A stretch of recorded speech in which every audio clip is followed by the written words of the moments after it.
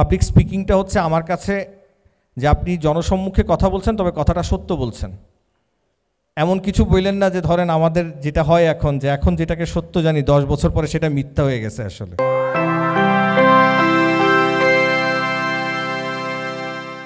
আপনাদের এই মুহূর্তে আমি 2 লাইন গান শোনাতে চাই যদি আপনারা অনুমতি দেন। ধন্যবাদ। হিন্দি গানের 2টা লাইন। হ্যাঁ, अपना हर दिन ऐसे जियो जैसे कि आखिरी हो, जियो तो इस पल ऐसे जियो जैसे कि आखिरी हो। গানটা নিশ্চয়ই শুনেছেন অনেকেই, যারা হিন্দি না বুঝেন তাদের জন্য বাংলায় তর্জমা করছি। আপনার প্রতিটা দিন এভাবে বাঁচুন যেন আজকেই আপনার শেষ দিন। ঠিক এমনই একজন বক্তাকে এখন মঞ্চে আমি আহ্বান জানাবো। তিনি তার জীবনের প্রতিটি মুহূর্ত খুব সুন্দরভাবে উপভোগ করেন, খুবই প্রাণবন্ত একজন বক্তা। আমার মতে তার বয়স এখনও 16 বছর। 16 বছর এখনও পার হতে পারেননি তিনি কথার জাদুঘর। আমি এখন মঞ্চে আহ্বান জানাচ্ছি চৌধুরী দৌলত মোহাম্মদ জাফরিকে, managing director, marketing factory limited, lifetime member, PPSF। মঞ্চে আহ্বান জানাচ্ছি চৌধুরী দৌলত মোহাম্মদ জাফরিকে। মঞ্চে আসছেন জাফরি ভাই।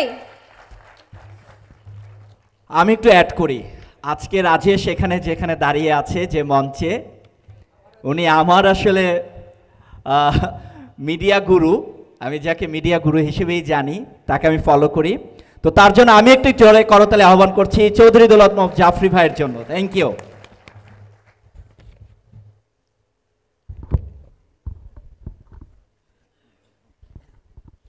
Assalamu alaikum and good afternoon everyone.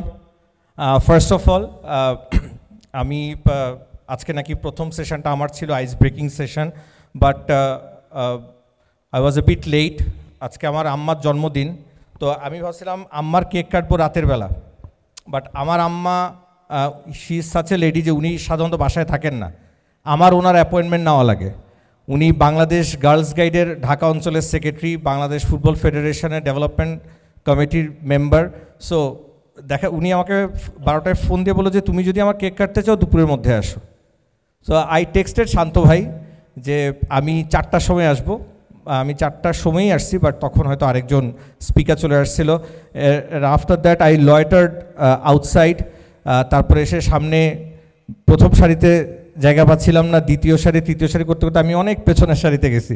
তারপরে বুঝলাম যে শান্ত ভাইয়ের পয়সা উসুল, টিকিট সব বিক্রি হয়ে গেছে।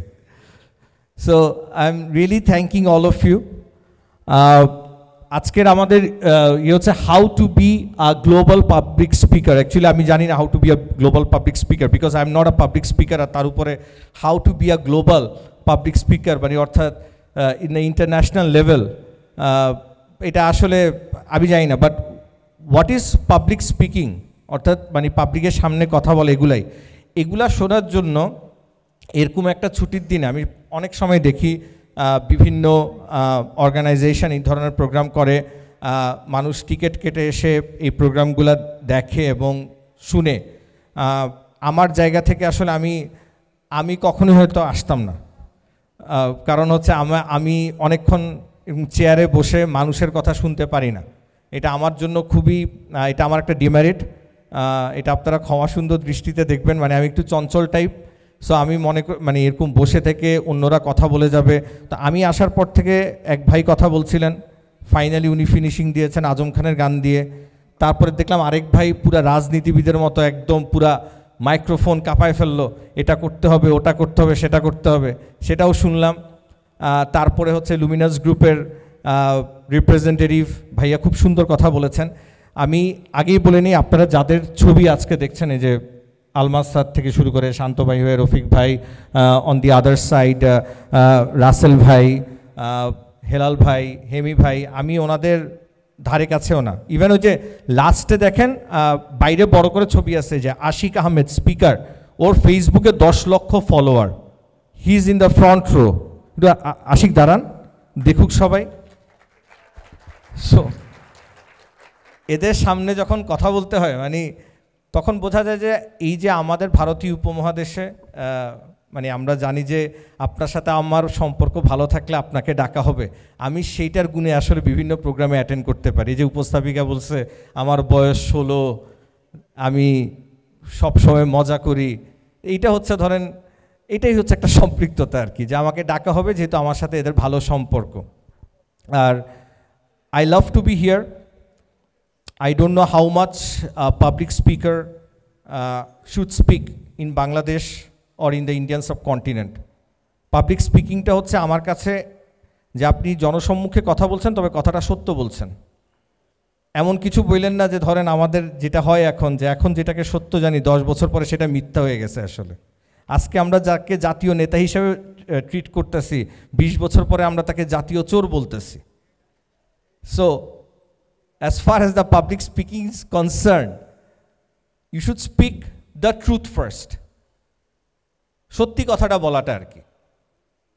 এখন আমাদের যে প্রবলেমটা হয়ে যায় সবার মধ্যে, যে টেন্ডেন্সি অফ শো অফ, বা আমি যেই প্রতিষ্ঠানের সাথে থাকব বা আমি কি করব সেটাকে আমরা শো অফ করতে চাই।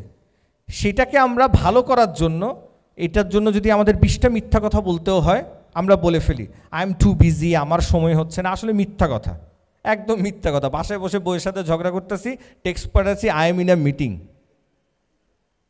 সত্যি কথা, একদম বাস্তব চিত্র। ধরেন খুব সিরিয়াস, মানে 3-4 বার ফোন দেওয়া হচ্ছে I am in a meeting, will call you later. কোনো কাজ করতেছে না, বাসায় এদিক দিয়ে ঘুমায় আরেক দিক দিয়ে ঘুমায়। এই জন্য আপনারা শান্ত ভাইকে জিজ্ঞেস করবেন কিংবা উপস্থাপক রাজেশকে জিজ্ঞেস করবেন, আমাকে যখন অনেক সময় দেখা যাচ্ছে 10টা 11টা, কারণ আমি তো আসলে সফল ব্যক্তি না, তা আমি ঘুমাই। দেখা যাচ্ছে আমি 4টা 5টা ঘুমাইছি, উঠছি সকাল 10টা 11টা 12টায়। আমার কাছে উদ্যোক্তা হওয়ার এটাই সবচেয়ে প্লাস পয়েন্ট। আমি ফর দ্য লাস্ট 6 ইয়ার্স আমি এন্টারপ্রেনার, আমি কোনো চাকরি করি না। তো আমার কাছে লাগে যে আমি দেরি করে ঘুম থেকে উঠতে পারি।